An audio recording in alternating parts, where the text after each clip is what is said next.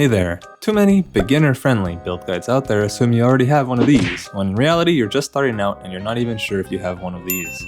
This Dominating Blow Templar guide won't make any such assumptions and instead will focus on the basics step by step so you can follow along easily. Before we get into it, let me just preface this by saying that I'm not the creator of this build. Dominating Blow Guardian has been a solid build with various iterations for many leagues now, and I claim no responsibility for it. My goal in this mini series of videos will be to guide you on your way through the campaign, playing a solid, reliable character that will let you enjoy the game at your own pace.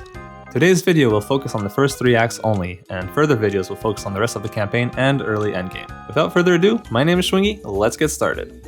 First things first, create a new Templar and come up with a better name than me. Like any good Exile, we're gonna wake up on the beach, kill this zombie, bind move on our left click so that we don't accidentally attack things while just running around, and make a proper run for Hillock to kick his butt. Once in town, we talk to Tarkly and pick Smite from his wonderful selection of gem offerings. Is Smite the best skill to use at this point? I don't know, but it's what I used, and it was totally fine, so that's what I'm gonna recommend. Feel free to sell or discard your Glacial Hammer and Elemental Proliferation gems, we won't be needing them. Put your first skill point into this damage node, and here's a quick look at what your skill tree should look like after a dozen or so levels. Feel free to come back to this shot as a reference whenever you need to.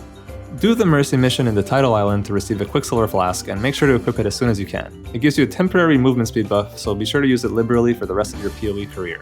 You'll also want to grab the Ruthless Support Gem and buy Onslaught from Nessa. Link those with your Smite whenever you find equipment with matching linked sockets. Head back out there, and once you reach the Submerged Passage, you'll be able to receive some more skill gems in town, notably Holy Flame Totem and Summon Holy Relic. Also grab Frostblink. I also recommend buying Summon Phantasm on kill if you can, and linking it with your Flame Totem. Your gameplay at this point should look like this. Every time you're fighting, use your totem. As it kills enemies, Phantasms will spawn and fight for you while you run around smacking monsters with Smite. Your Holy Relic is just there to do some additional damage occasionally, and to give you a tiny bit of life regen. This is basically going to be your game plan for most of the first 3 acts, and should be plenty strong enough. Make your way to the prison, and head back to town. Grab added fire and minion damage from Nessa. It's okay if you can't afford them right away though. If you happen to have an equipment with 2 blues and 1 red socket, you can link your Holy Flame Totem with Summon Phantasm on kill and minion damage. If not, don't even worry about it. It's all good, man. As far as equipment goes, always be on the lookout for boots with movement speed, a one-handed weapon with increased physical damage, armor with life and resistances, and same goes for a shield.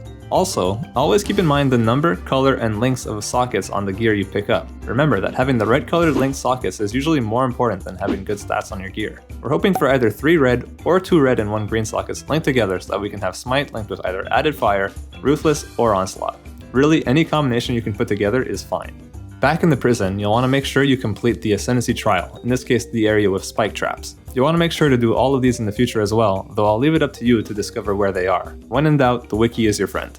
After killing Brutus, you'll be able to swap out Frostblink for Flame Dash, my favorite movement skill. At this point, your skills are set for the rest of Act 1. Keep your eyes open for 3 links with appropriate colors and gear and flask upgrades as you continue. Also, should you come across gear with good sockets but no stats, don't be afraid to toss an essence at it to turn it into a rare item. Some stats are always better than no stats. In Act 2, you'll want to choose Herald of Purity after rescuing Helena in the Chamber of Sins. Heralds are buffs that reserve a portion of your mana and grant you more damage of a certain type. In this case, it buffs the physical damage you deal, but also spawns golden boys that will fight alongside you. And here's what our passive skill tree should look like by the time we're roughly level 23. Again, come back to this timestamp as a reference whenever you need to. In case you don't know, in Act 2 you'll come across 3 bandits. Each will give you the option to help or kill them. If you choose to kill all 3 of them, you'll receive 2 skill points, but if you choose to help one of them, you'll gain some sort of stats permanently instead. My personal recommendation for new players is to kill Kraton and Oak, but help Alira, since she'll give you a permanent increase of 15% to all resistances, making finding gear upgrades later on much easier. Whether you choose to copy me or not though is totally up to you. After killing this giant icky spider, you'll be able to select the melee physical damage support gem as a reward. Swap out Ruthless from your main Smite setup at this point, but hold on to it either in your stash or your inventory since we'll be using it again later on. Continue on your merry way and complete Act 2. In Act 3, you'll be picking up a few new gems, including our main skill of choice, Dominating Blow, but I'm getting ahead of myself. Before getting to that, here's what our tree should look like by the time we finish Act 3, at roughly level 33. I recommend trying to unlock the Keystone Resolute technique as quickly as you can, so that your attacks always hit the enemies. No more swinging and hitting thin air. Feels good, man.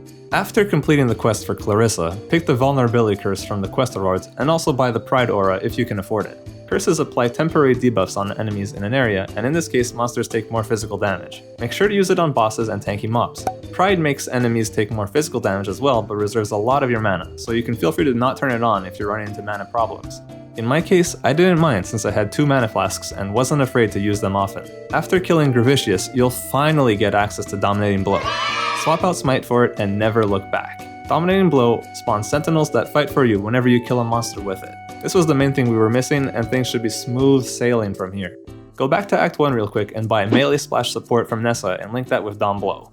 Our setup at this point should look a little something like this. In a 4-link, ideally, we want Dominating Blow, Melee Splash, Melee Physical Damage, and Ruthless. If you haven't found a 4-link with 4 reds by this point, just skip one of these supports for now, try things out and see what feels best to you.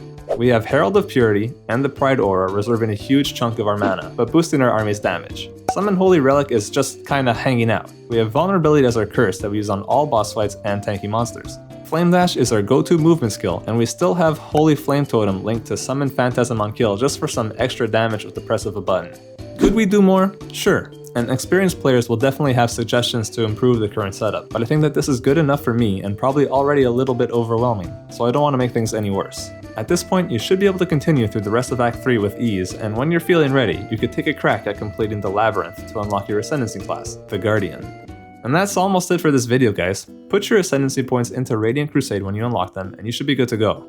For reference, at this point, I had about 1100 life and almost 70% to elemental resistances, so if you're seeing roughly the same numbers by the end of Act 3, then you know you're on the right track. If you found the video helpful and want me to continue with the rest of the acts, please leave a comment down below letting me know. Thanks for watching, and if you want to see what this whole Act 1 to 3 process looked like for me in real time, then you can check out this video right here. Catch you in Part 2.